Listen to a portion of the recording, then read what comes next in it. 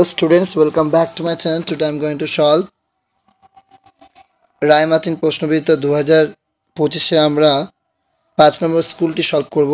And before start this video, I request my all new viewers to subscribe my channel, keep support me. তো চলো passage দিয়েছে দেখো। On the far bank of the river, a big crocodile lived with his wife. অর্থাৎ তীর থেকে অনেকটা দূরে একটা on the far bank of the river, নদীর তীর থেকে অনেকটা দূরে এ বিগ ক্রোকোডাইল একটা বড় কুমির লিভড উইথ হিজ ওয়াইফ বসবাস করতো তার স্ত্রীর সাথে। One day he notice the monkey crossing the river, একদিন তিনি লক্ষ্য করলেন যে বানরটি নদী পার হচ্ছে ইন ইজ ইউনিক ওয়ে, একটা নতুন পথে।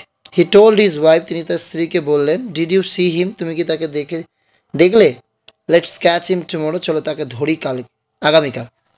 নেক্সট মর্নিং, পরের দিন সকালে, however the crocodile found that catching the monkey was not easy.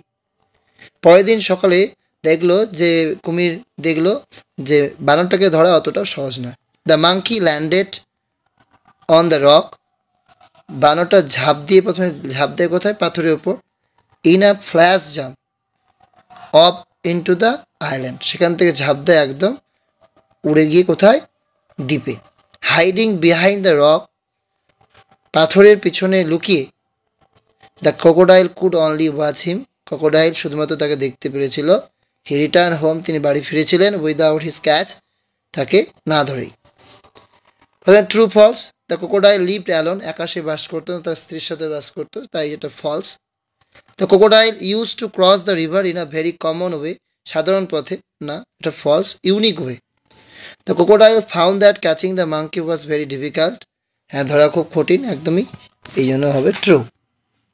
এরপর রয়েছে the crocodile returned with his prey, তার ফিরেছিল তার শিকার নিয়ে, এটা false. The crocodile could not catch the monkey, ধরতে পায়নি, true. The monkey did not land on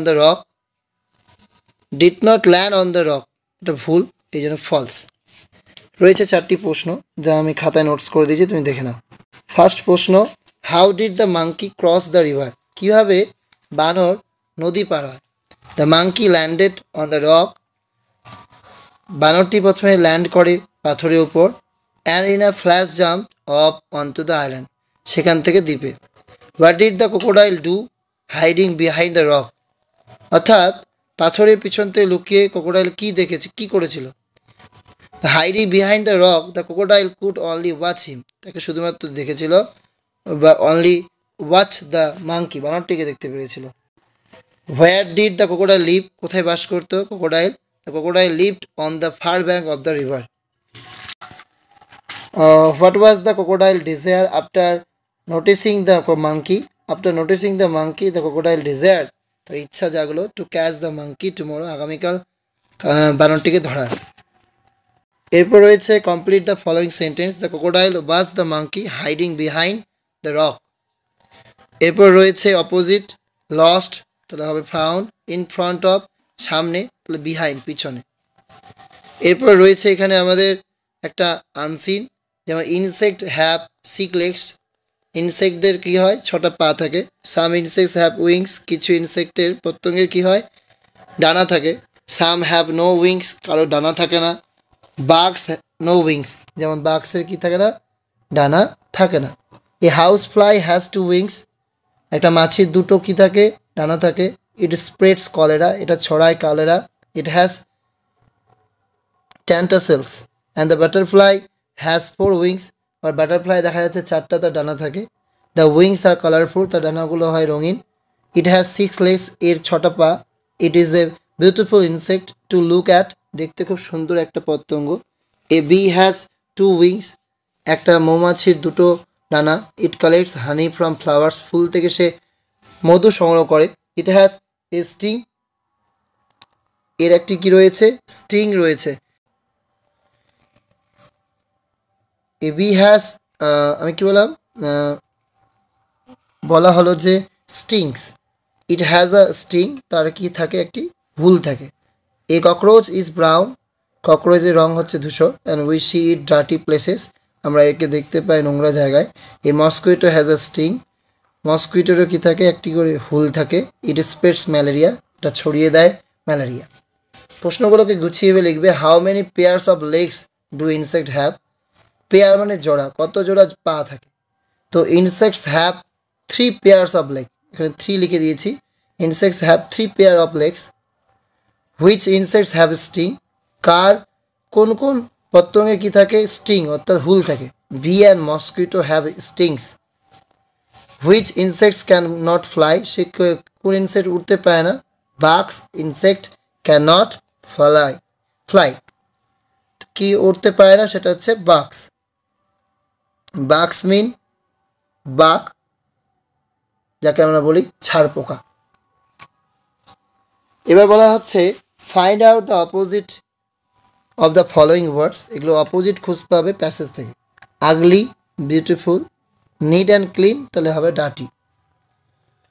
feel in the gaps with appropriate prepositions. The dog jumped dash the fence over the fence. কুকুরটি ঝাঁপ দিল, কিন্তু কিসের উপর দিয়ে ঝাঁপ দিল? বেড়ার উপর দিয়ে। বেড়াটাকে ছুঁয়ে নেই, এই জন্য over. There is too much sugar dash my coffee in my coffee. আমার কফিতে প্রচুর কি রয়েছে? সুগার, চিনি। Do you want to meet dash the airport? Do you want to meet at the airport.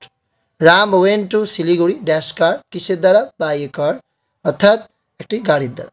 Delicious দিয়ে একটা বাক্য রচনা। দ্য ফ্রুটস আর ডেলিশিয়াস, ফলগুলি হয় সুস্বাদু। ফেভারিট, প্রিয়, English is my favourite subject. Fill in the blanks with proper words from the help box. Help box থেকে নিয়ে পূরণ করতে হবে। দিস মেডিসিন টেস্ট, এই মেডিসিনগুলোর টেস্ট কেমন? বিটার, তেতো। I am carrying a dash load, light load, হালকা আমি লোড বহন করছি। This boy has dash hair, long hair. I don't know his dash name, nick name. Nick মানে ডাকনা। আইডেন্টিফাই সাবজেক্ট আর অবজেক্ট, আমাকে আইডেন্টিফাই করতে হবে। হি কিল্ড এ টাইগার, তো সাবজেক্ট এখানে কি? He subject, and killed a tiger হচ্ছে আমাদের প্রেডিকেট। এখানে আমাদের কি বলছে? আইডেন্টিফাই সাবজেক্ট আর অবজেক্ট অ্যান্ড কমপ্লিমেন্ট। সরি, আমি সাবজেক্ট প্রেডিকেট বের করেছি। তো he killed a tiger, so আমি একটু ঠিক করে দিচ্ছি। এ টাইগারটা হচ্ছে আমাদের অবজেক্ট, হিটা হচ্ছে subject. The boys were playing in the garden, তো দ্য বয়েজ বালকরা সাবজেক্ট, কোথায় খেলছে? Were playing the verb, in the গার্ডেনটা হচ্ছে আমাদের এখানে অবজেক্ট। এবার বলছে I was not good at sport dash I could draw very well. I was not good at sport but, এখানে বলছে আমাদের fill in the blanks appropriate conjunction যুক্ত করতে হবে। যেটা দিয়ে দুটো সেন্টেন্স যুক্ত করা যায়, দুটো ওয়ার্ড যুক্ত করা যায়, তাকে আমরা কনজাংশন বলি, যে সমস্ত ওয়ার্ডগুলো দিয়ে। তো I was not good at sports, উল্টো বিপরীত বোঝালে বাট ব্যবহার করি। কিন্তু but I could draw very well, ভালো আর্ট করতে পারি। 2 and 2, 2 এবং 2 মেক্স 4, কি তৈরি হয়? 4।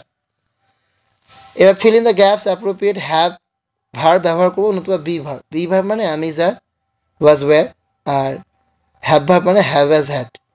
I dash a vial, I am a vial. আর Ratan dash a costly car, Ratan has a costly car, রতনের কাছে একটা দামি গাড়ি আছে। এবার বলছে present form, past participle form. Bear, bore, born. Lift আছে, তাহলে লিভ হবে, lift. Correct forms of verb, he dash coffee everyday, প্রতিদিন কাজটা করে, প্রেজেন্ট ইনডিফিনিট, এই জন্য হি থার্ড পার্সন ভাবের সাথে এসবে yes. Drinks, they dash the cricket match yesterday, গতকাল করেছিল, এই জন্য এনজয়ের জায়গায় enjoyed. He dash a letter now, write থেকে, he is writing a letter now.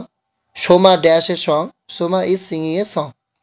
Raju dash play cricket, Raju is playing cricket, Raju কি খেলছে? ক্রিকেট খেলছে।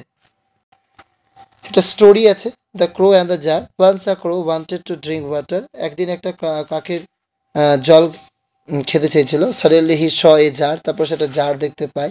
পিছাড়ও বলতে পারো, হি ওয়েন্ট টু ইট, সে সেখানে যায়। But there was little water in the jar, সেই পিচার বা জারে কি ছিল? অল্প জল ছিল। The crow could not get at it, থা পাচ্ছিল না। দেন হি শ সাম স্টোন, তারপর কিছু সে পাথর দেখতে পেয়েছিল।